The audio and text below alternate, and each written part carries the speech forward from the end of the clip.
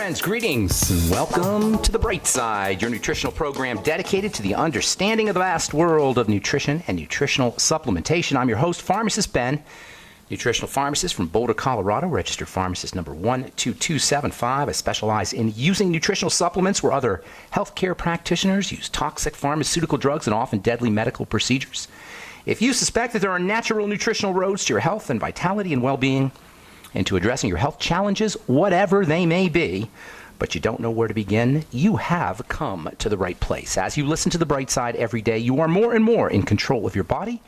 You are more and more knowledgeable, and you know you can overcome any health issue. That's why we are here every day on The Bright Side, helping clear up the sometimes confusing world of nutrition and nutritional supplementation.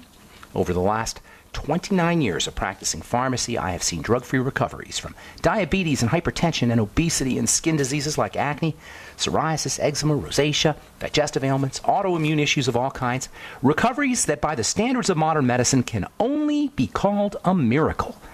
But what is in the world of the body, what is in the world of biology, standard operating procedure, because the human biological system is a healing system. It's a regenerating system.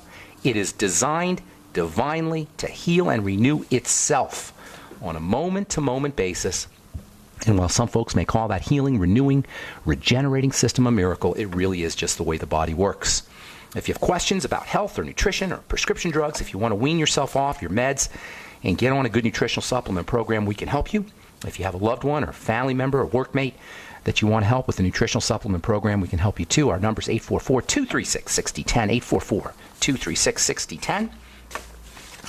You can also purchase any of the longevity products you hear advertised on the program at brightsideben.com, or you can go to my blogs, criticalhealthnews.com and pharmacistben.com. We update both regularly with news stories as well as blog posts. You can purchase the Beyond Tangy Tangerine or the Ultimate Enzymes or the Fucoid Z or any of the longevity products you hear us recommend on the program right off the website. You can also call the phone team at 866-735-2470. That's 866-735-2470. And, of course, if you're interested in purchasing any of our skin health products, Truth Treatment products, go to truthtreatments.com, truthtreatments.com. Take a specially long look at our retinol gel made with 5% retinol. You're not going to see that anywhere, folks. Not only that, but you're also going to get a big old dose of premium lipophilic fatty vitamin C with your retinol gel. My retinol gel is made with 25% vitamin C. No preservatives, no fragrances, no waxes, nothing irritating. Just good old retinol and vitamin C and a couple of ingredients that help improve the penetration of the retinol and the ascorbyl tetraisopalmitate, also known as premium vitamin C. Truthtreatments.com, that's truthtreatments.com. Okay, bottom of the hour, we're going to talk to Bill Henderson, who's a cancer researcher. Been getting a lot of letters about cancer, melanoma, various types of cancer. You know, cancer rates haven't really gone down all that significantly, considering we've been spending trillions of dollars on the so-called war on cancer. Bill Henderson is going to tell us why. His latest book is called Cancer Free, Your Guide to Gentle, Non-Toxic Healing. Bill's going to talk about fructose in cancer today. Fruit sugar does not feed cancer, says a new report. And Bill will tell us about that, as well as some other strategies for dealing with cancer in a gentle, non-toxic fashion. The book is called Cancer Free, and you can get it on Amazon.com. We'll talk to Bill at the bottom of the hour, and we'll take your calls in our next segment at 844-236-6010. Speaking of cancer, there's no more natural biochemical in the body that is associated with the development of cancer than the hormone that we talked about yesterday, and that's estrogen. On yesterday's program, we talked about the relationship between estrogen and all inflammatory disease, which basically means all disease. Despite what you hear from your OBGYN, from the mainstream press, from the standard medical dogma, despite what most people say about estrogen, it is not a female hormone only. It's a growth and inflammatory hormone. It's a fat storage hormone. It also suppresses digestive enzymes. There is a huge relationship between health misery of all kinds and how the body handles this very important fatty hormone, fatty substance, which actually is a type of cholesterol. Did you know estrogen is a version of cholesterol? It's a tweaked version of cholesterol, and it is extremely, extremely potent stuff. When I was in my compounding pharmacy, I didn't even like making estrogen creams, natural estrogen creams so-called, and Triest and Biest. because the stuff is so darn powerful and so darn toxic. Unlike its cousin or its analog or its colleague, its opposing entity, which is progesterone. Progesterone and estrogen balance each other out. Progesterone is completely non-toxic or pretty close to completely non-toxic. On the other hand, estrogen is super duper toxic, especially in some of its forms. Nonetheless, the stuff is mega important. It has lots of specific roles to play in the body. It pretty much affects every system in the body, including the immune system, the digestive system, the lungs, the brain, the nervous system, the skin, secretion of fluids. All of these depend at least partially on estrogen. Estrogen is also involved in the production of connective tissue. If you have issues with excessive production of fibers, if you've been diagnosed with anything that has the word fibrosis in it, sarcoidosis, you almost certainly have an estrogen issue and an inflammatory issue. So contrary to what you hear in the press and what you hear from the mainstream medical model, estrogen's basic job is not about female stuff. Men have estrogen too, although obviously women have more. Estrogen's basic job is to support the body's action, specifically biochemistry action. It tells the body and the biochemistry it's time to make stuff, secrete stuff, produce stuff. It's time for cells to divide. It's time for action, as opposed to progesterone, which tells the body it's time to relax, time to grow, time to repair. When the body is in action, it's not growing and repairing. It's moving. It's using up resources. It's not storing those resources. Progesterone is the opposite of estrogen, and it's a growth and repair and relaxation substance, unlike estrogen, the opposite hormone, the opposing hormone, which is an action element. Its job is to facilitate the action and the division of cells. And estrogen, by the way, is not necessarily this magical youth potion that you hear from the mainstream press and, again, the mainstream medical model. Estrogen, in some of its forms, is toxic stuff. And in some of its forms, it's associated with aging. When I say some of its forms, I'm talking about the dozen or 24 even different types of estrogen that are all related to byproducts, derivatives, how the body processes estrogen. And that's the key to understanding estrogen. It's heavily processed by the body, and it's heavily processed into various derivatives by the digestive system. This is the key to working with estrogen. Surprise, surprise. If you listen to this program, this is what we talk about all the time. Digestive health is intimately linked to estrogen health. And by the way, if your doctor is still recommending estrogen for osteoporosis, he needs to go back to Biochemistry 101, because it's not estrogen that builds bone, it's progesterone that builds bone. What's more, if we're sick and we're inflamed and we're nutritionally deficient and we're have malabsorption, we're not absorbing our nutrients, which are, by the way, these are the real causes of decreasing bone density and osteoporosis. It's not a lack of hormones. The real cause of osteoporosis, like the real cause of all degenerative conditions, is inflammation, nutritional deficiencies, malabsorption, digestive problems. And if we got all of these issues and then we start taking estrogen, which amps up the system, now we are really asking for trouble. If you have any health condition, folks, and I'm talking any health condition, especially digestive health problems, if you've had a gallbladder removed, if you have liver problems, intestinal problems, pancreatic issues, stomach issues, and your doctor gives you estrogen, you are really playing with fire. And when I talk about playing with fire, I'm talking cancer and I'm talking heart disease, the two leading causes of death, both which have very important links to estrogen, estrogen processing, and estrogen replacement therapy, estrogen drugs. And estrogen, again, is processed by the liver, by the gallbladder, bile, digestive system in general. All of these are important for processing estrogen. If you have any problems with your digestive system, and that means stomach, pancreas, gallbladder, liver, intestine, or anything that has to do with the digestive tract, and then you take estrogen, you're really asking for trouble. This simplistic idea that you just take estrogen and now you're young and beautiful really doesn't serve us, and it's asking for trouble. Lifestyle, nutrition, diet, exercise, oxygen, relaxation, sugar, reducing your sugar, these don't lend themselves to big-time commerce, but that's really what we got to be focusing on if we want to handle estrogen correctly, and if we want to handle our health issues correctly as well. All right, I'm Pharmacist Ben. You're listening to The Bright Side. 844-236-6010 is our number.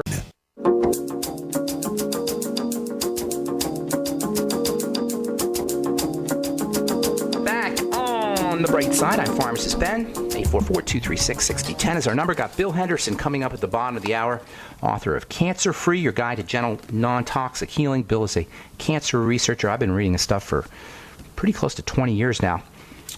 His anti-cancer stuff. He's got a bunch of stuff on the web and a book, and he's going to talk about fruit sugar and cancer. But we're going to talk about I'll get Bill to talk about estrogen and cancer and why cancer rates aren't really going down, despite the fact that we're spending trillions, at least we have spent trillions of dollars in the so-called war against cancer. Really, we're still doing the same kinds of things to treat cancer that we did 100 years ago. Radiation, and chemotherapy, and cutting things out. And we really haven't progressed very much when it comes to understanding cancer. You know why? Because it's not a medical issue at the end of the day. Maybe surgery is, maybe radiation is, but preventing cancer has nothing to do with your doctor, nothing to do with medicine. It has to do everything to do with the same things that we need to do to stay healthy in general, and that is work on the digestive system, work on the blood sugar system, make sure you're deep breathing, moving your lymphatic system, keeping your sugar down. Folks, this is not complicated. The problem is none of these real health strategies, lifestyle strategies, lend themselves to big business, lend themselves to commerce. You can't make money off of lifestyle issues and nutritional issues and supplements. There's not much you need to buy to stay healthy. There's not much you need to really interact. There's not much interaction you really need to do with the consumer world if you want to stay healthy. You don't even need a gym membership. A heavy-duty rubber band that'll cost you $5 or $10 on the internet is plenty. Is all you need to exercise. How much does it cost to restrict your sugar, restrict your calories, or breathe correctly? How much does it cost to make sure you're sitting on the couch and spending 2 minutes or 3 minutes a day doing deep breathing? You know, oxygen kills cancer. Cancer can't live in an oxygenated environment. Cancer feeds on sugar. How much does it cost to restrict our intake of sugar? Folks, in the long run, when we do everything we need to do to stay healthy in terms of supplements and diet, nutrition, we'll be saving money. And we'll be gaining freedom and health and vitality. All right. We're going to talk about this mythology around estrogen, why the silliness about its use as an anti-aging panacea, and then we'll talk a little bit about so-called bioidentical hormone therapy, which is nothing of the kind. It's not identical to anything. And then we'll talk about how it relates to pigmentation, how estrogen relates to hyperpigmentation and melasma, because that's really what we're talking about here is the skin. And then we'll get into some topical strategies as well. Just as an aside, if you have an estrogen issue, the main thing to focus on is the digestive system, especially good bacteria and your ultimate enzymes, your probiotics, biolumin nightly essence, and bile salts, which you'll find in the ultimate enzymes. All right, we'll continue this. We'll continue our discussion on estrogen and melasma and estrogenic health issues and vitamin C. We'll do vitamin C tomorrow as well as we continue talking skin health on the bright side. Time to hit our phones. 844-236-6010 is our number. Blossom in Texas. What's up? Welcome to the bright side. Hi, Ben. Thank you for having me. Sure. What's going on? Well, I'm 7 months pregnant, and congrats. Thank you. The biggest question I have is about vaccinations and the vitamin K vaccination right now. Okay. And, vitamin K is not really a vaccination per se. Vaccinations are a special type of molecule, if you will, that stimulates the immune system. Vitamin K is a blood clotting entity, a blood clotting substance, and it's given to babies when babies are born, because vitamin K is related to the digestive system, and babies are born with a premature, immature digestive tract, especially around bacteria. They tend to have low vitamin K levels. They're at high risk for bleeding, and so they'll give vitamin K as a way to support the blood system, the blood clotting system. It's not a vaccination, though. Is that what your question was, or did you have another question? Yeah, well, it is a vaccination that they are offering. Well, it's an injection. You're using injection and vaccine. Right. It's not a vaccination. Okay. Vaccination is a specific kind of chemical that works with the immune system, that stimulates the immune system. That's a completely different entity. A vaccination is when they actually give you a virus, or they give you the enemy, if you will, a virus or whatever is stimulating the immune system to turn on immunity. That's a different entity. You're getting a vitamin when you get vitamin K. That's not a vaccination. It's a way of bumping up the vitamin K levels in the baby to keep his blood from being too thin and having him hemorrhage to death. It's not a vaccination, though. A vaccination is literally when they give you a virus or some kind of what's called an enemy or an antigen That's different. That's a different thing. A vaccination is the bad guy. They stick the bad guy right in your blood, and that's one of the problems associated with vaccinations. You're actually getting a live virus or a live bacteria when you get a vaccination, or maybe it's an inactivated virus or inactivated bacteria. But with vitamin K, it's a little bit different. Vitamin K is a vitamin, and it's an essential nutrient. The word vitamin, when you hear vitamin, think essential, like air. Now, whether you need to have it injected or not, that's up for debate. Personally, I would be doing it if it was me, but it was my baby. But, that's a decision you'll have to make. I didn't mean to interrupt, though. What was your question? And what about vaccinations? Would you that's a year? Go ahead. Say again? Would you wait until they're a certain age? Personally? Vaccinations are tricky. And they're not really a nutritional issue. It's more of a political issue. I'm very suspicious of them personally because you don't know what's in the vaccination. I talked to a guy a couple of months, or about 6 or 7 months ago. I talked to a friend of mine who's in the skincare business or the cosmetic ingredient business. And he makes a specific kind of oil that's used in skincare. And we were talking about oils and oil processing. And he mentioned to me that he was working with a vaccine company, and the vaccine company never thought to check if the oil they were using in the vaccine was rancid or not, if it was an old oil or not. When he brought it up to them, they realized that they were using rancid oils in their vaccines as a base, and they never even thought about that. They were just using it as a vehicle, as a carrier. And so it's these kinds of things that make me suspicious, not to mention the thimerosal and all the other. I have a problem with somebody sticking something right into the blood. Now, whether you use a vaccine or not, that's going to have to be a personal decision that you make. But I would be very suspicious, and I certainly wouldn't trust the government, and I wouldn't trust my doctor, and I wouldn't just trust the medical model just because they say we need it. Do your own research, and it may very well be that you decide you don't want a vaccine. You don't want to vaccinate your baby, although more and more it's becoming, at least in California anyway, it's becoming the law that you have to vaccinate. But there's all these issues. If vaccination is so effective, why do they care that everybody's vaccinated? If vaccination is so effective, then you vaccinate your baby, and now your baby's protected, supposedly. And then you don't have to worry about anything. But the problem is, they tell you anyway, that when you vaccinate your baby, now your baby is still going to be susceptible to inoculation from other bacteria and viruses from babies who weren't vaccinated. Well, vaccines are so great, why do you have to worry about it? You see what I'm saying? Obviously, they're not so great. Obviously, they don't protect you. Otherwise, we don't have to worry about everybody getting vaccinated. So I'm suspicious, put it that way. And I know too much about the medical model, the history of medicine, the history of government, and the history of industry, and the pharmaceutical industry specifically, to just trust that vaccinations are a good thing. So color me suspicious, although I can't tell you what to do. You'll have to make your own decision on that. Great. Does that help? I'm sorry to be vague. Yeah, I can't really answer that question. Okay. Thank you so much for your call. Appreciate it, Blossom.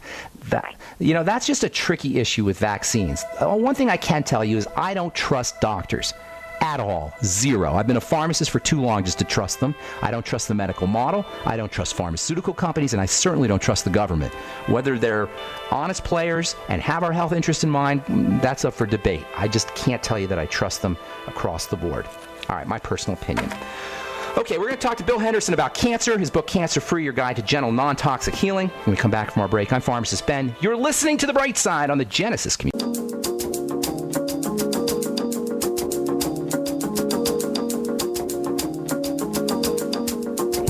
All right, we are back on The Bright Side. Thank you for joining us. We're on the air Monday through Friday, 8 to 9 Pacific, 10 to 11 Central Time, 24/7 on our archive page at brightsideben.com. You can also check out my blog, pharmacistben.com, and criticalhealthnews.com. You can order longevity products right off the blog or off brightsideben.com. And, of course, you can always call the phone team at 866-735-2470.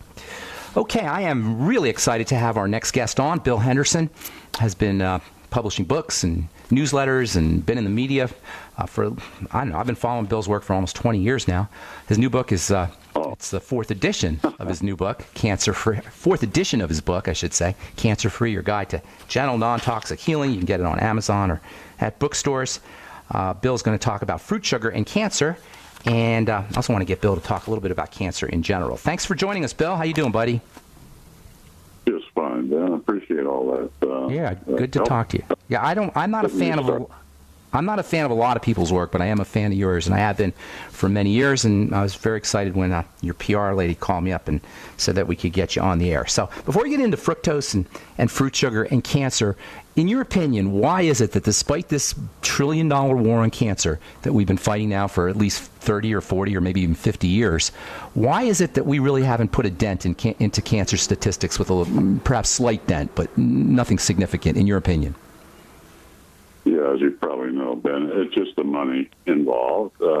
MONEY is all you need to know about cancer treatment in order to understand that it's totally damaging to people in general, but it makes a lot of money for a lot of people. And as I've tried to educate people, Ben, doctors are trained in medical school to treat symptoms with drugs and procedures. And once you understand that, you realize why the treatment of cancer is so limited.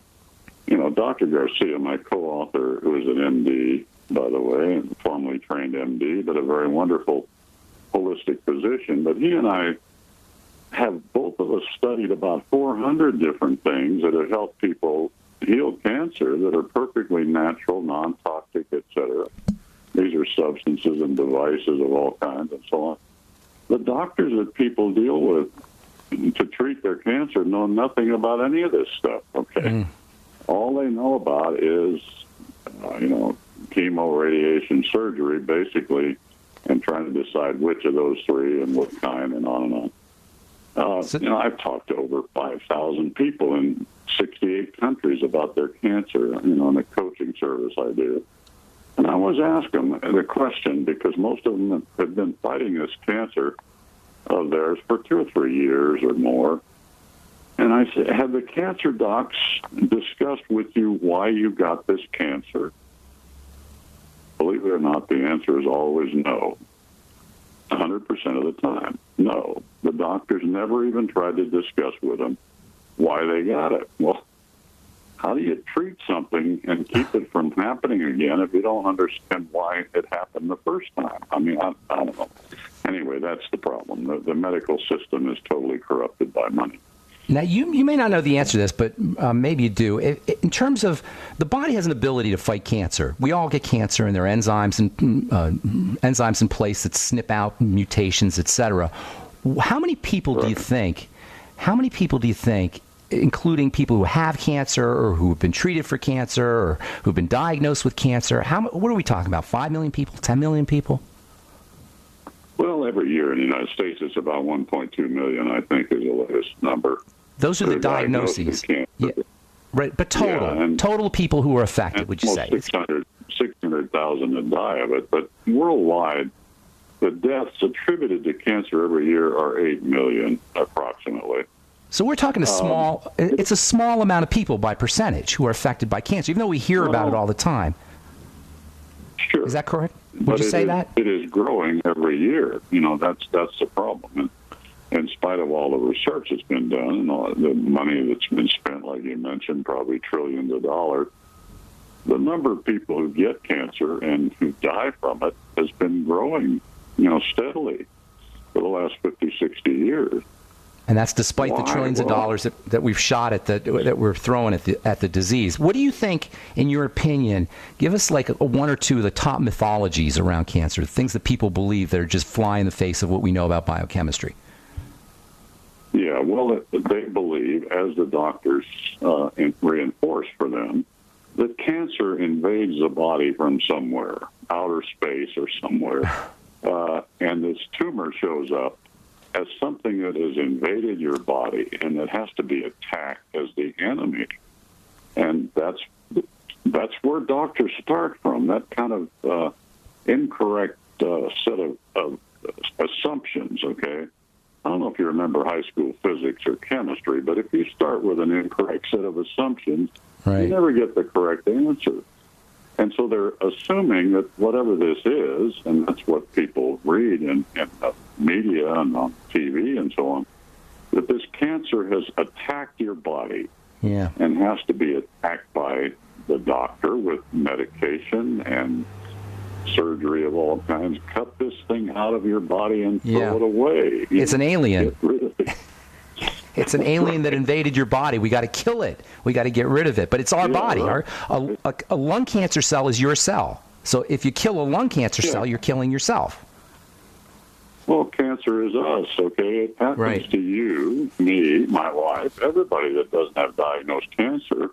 Hundreds of thousands or millions, nobody knows the exact count, of cancer cells are produced in our body every single day. You know, the cell metabolism is about 300 billion cells a day, something like that divide. And a small percentage of those divide incorrectly because of the damage to the cell. You know, the free radicals generally from chemicals and what we eat and all kinds of other stress and other issues damage the cell to where it can't divide normally. The cell is not able to breathe enough oxygen to survive.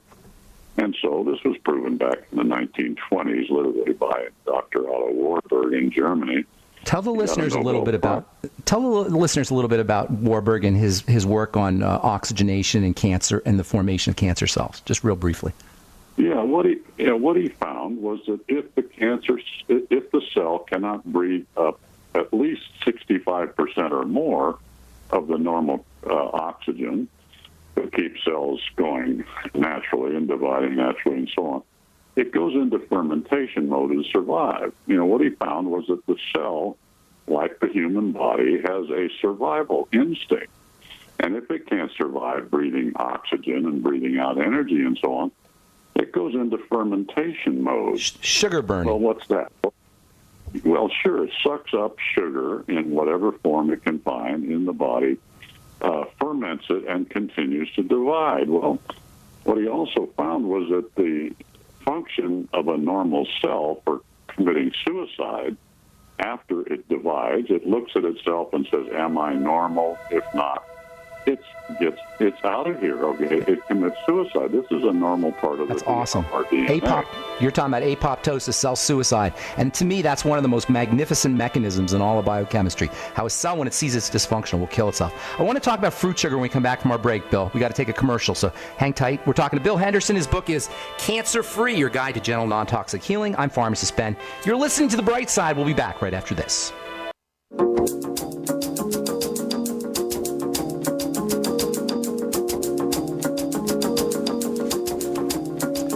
Okay, we are back on The Bright Side. I'm Pharmacist Ben, talking to Bill Henderson. His book is Cancer Free, Your Guide to Gentle Non-Toxic Healing.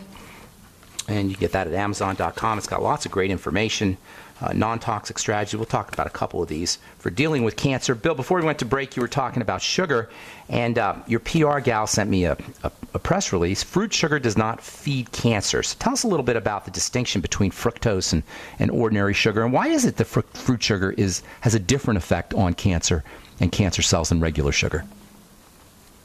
Yeah, interesting. Then I was not aware of this until about 3 or 4 months ago, but there's a Dr. Tony Jimenez who runs a clinic in Tijuana called Hope for Cancer. And he has working for him, apparently, an Indian scientist who has been researching sugar in general, and sugar as it relates to carrots, fruit, etc. And what he's found, and what was covered in an interview that Ty Bollinger did with Dr. Jimenez, was the fact that L-fructose, the little L, lowercase l in front of the fructose, is the way the scientists refer to this type of sugar. And it doesn't mean exactly left, L-E-F-T, but it means a word that really describes left-spinning molecules. That's what the little L means. Chirality. And a left-spinning molecule, as it turns out, is not food for cancer. The cancer feeds on right-spinning molecules of sugar, which come from stuff like high fructose corn syrup and almost all the stuff we buy in the supermarket, and refined sugar and so on. But the L-fructose is what's in fruit and carrots and beets. Okay, carrots and beets have the most sugar of any vegetable.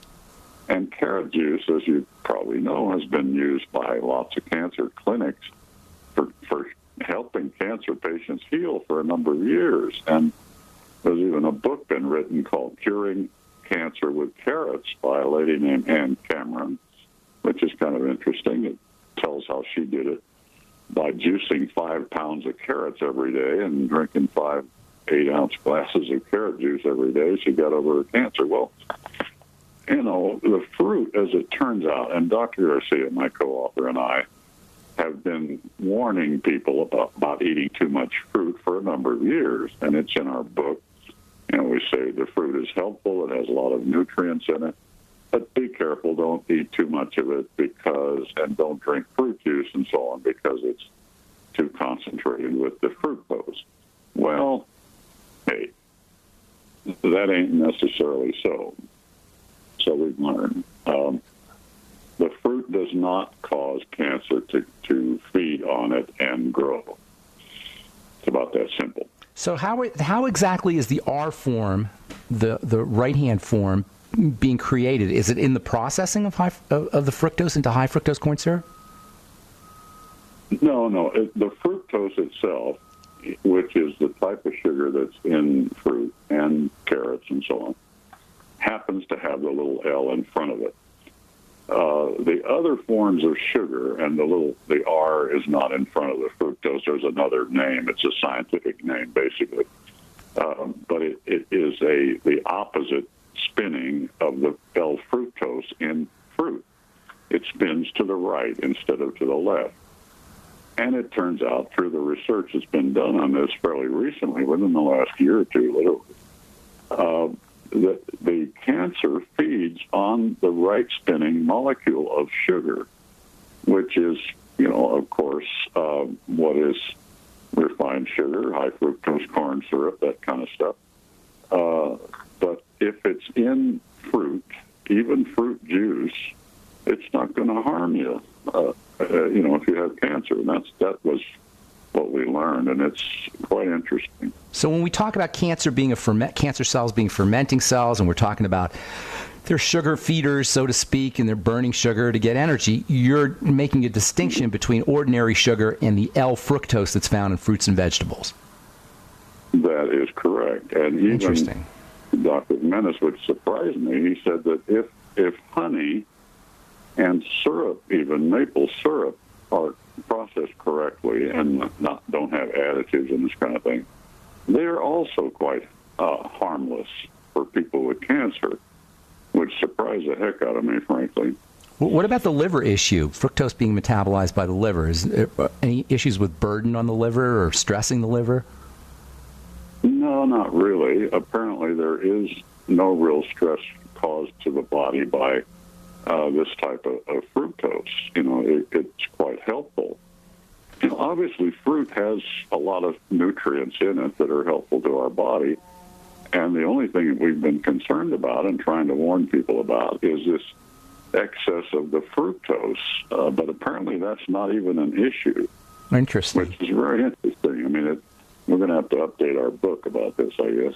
All right, so let's get to the nuts and bolts here. Somebody gets diagnosed with cancer. What would be in your opinion, or if it was you or your family or a loved one, God forbid, what would be the first thing you would do? Well, the first thing they would hopefully do is start doing some research.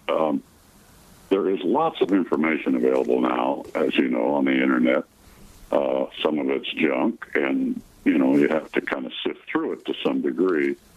But there is so much information now that was not available when I was trying to help my late wife about 21 years ago. She passed away with cancer, and I tried to help her, but there wasn't any information available that I could find. Well, now there's really no excuse. There's lots of information available, videos, all kinds of books and articles and things that basically educate people about what cancer is and how to deal with it. Our book, the Cancer-Free book, is one, but there's several others now. There are people much younger than me, thank God, who are educating people and will be around a lot longer than I will. Okay, so it's there. So step number one is get educated. Step number one, I'm assuming you're right, absolutely. Get educated, get informed. What is cancer? How you treat it? Understand what cancer is. Absolutely. Right. Okay, now how about in terms of remedies or treatments or protocols, hyperbaric oxygen chambers, fasting, Rife machines, IV nutrition? What do you think? Some of the go-to remedies or strategies. As I mentioned, I think, Dr. Garcia and I have studied about 400 of these things. Devices, like you mentioned, substances, et cetera. There are lots of them around, and they've been discovered over the last 100 years, and people have used them, and they've helped people heal cancer. What we've tried to do is boil this down to the essentials, because nobody can do all this stuff. How do you figure out which of them to discard and which ones to pay attention to? So what we've used is our experience with people healing themselves of cancer to try and outline for people an essential list of things they need to do daily. These are substances that they take to help support their body and food that they eat in this particular fashion. Those things really have been enough to heal so many people that we urge people to try that regimen first, at least for a few months, and, big A-N-D, by the way, deal with the cause of their cancer. What is it that brought this on? This cancer is not an accident. It happened to them for some reason. And we try to help them figure out what that reason was and deal with it. All right, so now you have a couple of things in the book. I noticed you didn't mention anything about Nick Gonzalez or digestive enzymes. Do you know anything about that for cancer? Have you heard about that?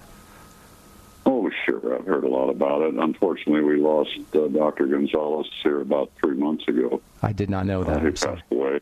Yeah, he was a wonderful holistic physician. What's your take on using enzymes? What's your take on systemic enzymes? Yeah, I think that the pancreatic enzymes in particular are quite helpful for people. Trypsin, chymotrypsin is what they're called, basically.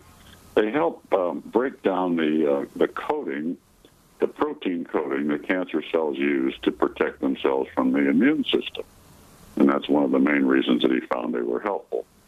So we do recommend people take enzymes, but they take them in a form.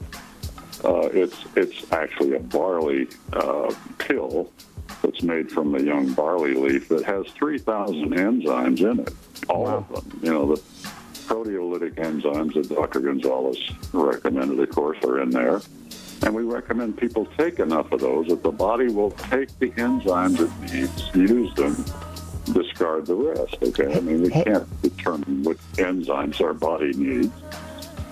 Bill, we're out of time, buddy, but there's so much more I want to ask you. Can I get you to come back on? I'm going to call Mariah and see if I appreciate that, Bill. Thank you so much. Thank you so much, Bill. Book is Cancer Free, your guide to gentle, non-toxic healing. You can get it off Amazon or you get it off Bill's website, beating-cancer-gently.com. Thanks for listening, friends. I'm Pharmacist Ben. We'll talk to y'all later, folks. Bye for now.